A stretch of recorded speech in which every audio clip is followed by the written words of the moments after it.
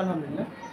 এখন আমি আপনাদের মাঝে যেটা উপস্থাপন করব সেটা হলো লঘিষ্ঠ আকারে কিভাবে রূপান্তর করা যায়। একটা ভগ্নাংশকে কিভাবে আমরা লঘিষ্ঠ আকার করব।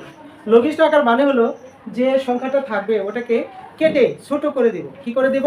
কেটে ছোট করে দেব এবং এমনভাবে ছোট করব একদম সর্বশেষ প্রান্তে নিয়ে আসবো যাতে এরপরে আর কোনো ছোট করা যায় না।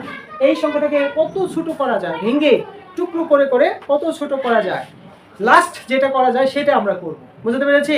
তাহলে লঘিষ্ঠ আকার মানে কি বুঝবেন আপনারা? একটা সংখ্যাকে কি কেটে অর্থাৎ ওর গুণনীয়কগুলো লিখে ছোট করে ফেলবো, ভেঙে দিব, বড় সংখ্যাকে ভেঙে টুকরো টুকরো করে দেব। কিভাবে দেখেন, যেমন এখানে প্রথমত আমরা এখানে সমান দিচ্ছি, দেওয়ার পর এই যে উপরে 40 দেখতে পাচ্ছেন, এটাকে ভেঙে ফেলবো, 40কে ভেঙে ফেলবো। আচ্ছা 40কে ভেঙে ফেলবো, কত কত দিয়ে ভাঙা যায় দেখেন। প্রথমে একের কি কোনো মূল্য আছে? না। তো এই জায়গায় আমরা কি করবো? 2। একের কিন্তু মূল্য আছে, একের মূল্য যোগ বিয়োগের ক্ষেত্রে আছে, বাট গুণ ভাগের ক্ষেত্রে একের কোনো মূল্য নাই। ঠিক আছে? আবার যোগ বিয়োগের সময় শূন্যের কোনো মূল্য নাই, কিন্তু গুণ ভাগের সময় শূন্যের কিন্তু অনেক মূল্য। কারণ শূন্য এমন একটা পাওয়ার, ও সব কিছুকে কি করে দিবে? একদম জিরো বানিয়ে দিবে। অ্যাটর্নি পাওয়ার। গুণ এবং ভাগের ক্ষেত্রে শূন্য হলো অ্যাটর্নি পাওয়ার, ওর উপর আর কোনো পাওয়ার নাই। যত বড় সংখ্যাই হোক, ওর সাথে যদি শূন্য গুণ করা হয় ফল হবে কত? ভাগ করা হলে শূন্য। ঠিক আছে? আবার গুণ ভাগের ক্ষেত্রে, হ্যাঁ, যোগ বিয়োগের ক্ষেত্রে শূন্যের কোনো মূল্য নাই। আবার এই জায়গাটাতে হলো যেমন যোগ বিয়োগের ক্ষেত্রে কি একের মূল্য আছে, কিন্তু গুণ ভাগের ক্ষেত্রে একের মূল্য নাই। এক দ্বারা কোনো সংখ্যাকে গুণ করলে যেমন আছে তেমনই থাকবে, কোনো পরিবর্তন হবে না। ভাগ করলেও যেমন আছে তেমনই থাকবে, কোনো পরিবর্তন হবে না। তাহলে এই জায়গায় এক এই জন্য দিচ্ছি না, 2 দ্বারা 40কে ভাগ করবো, 20 দুগুণে 40, 20 দুগুণে কত? এবার আবার 2 দিয়ে দিব, 10 দুগুণে 20। এবার আবার 2 দিয়ে দিব, 5 দুগুণে কত? 10। এখানে কিন্তু খন্ড খন্ড অংশে বিভক্ত করে ফেলেছি। যেমন ধরো আমরা 40কে ভেঙে দিয়েছি 2 2 2 5, এটা আমরা লিখব 2 গুণন 2 গুণন 2 গুণন 5।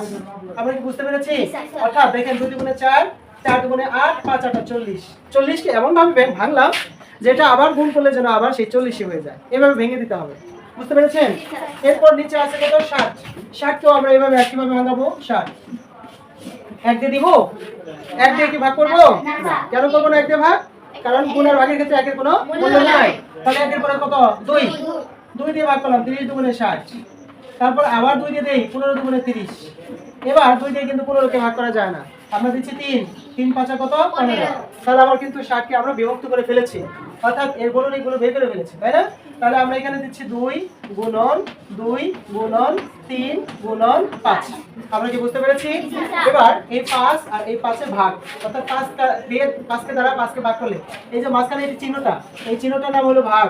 তো এখানে যদি উপরে 5 থাকে, আবার নিচেও 5 থাকে, তাহলে 5 দিয়ে 5কে ভাগ করলে 5 1কে 5। একের কি কোনো দাম আছে গণনার ক্ষেত্রে? এইজন্য আমরা 1 লিখলাম না। এবার এই 2 আর এই 2 এ ভাগ হয়ে গেল, এই 2 এই 2 এ ভাগ হয়ে গেল। তাহলে উপরে থাকলো কত বলেন তো? 2। উপরে থাকলো কত?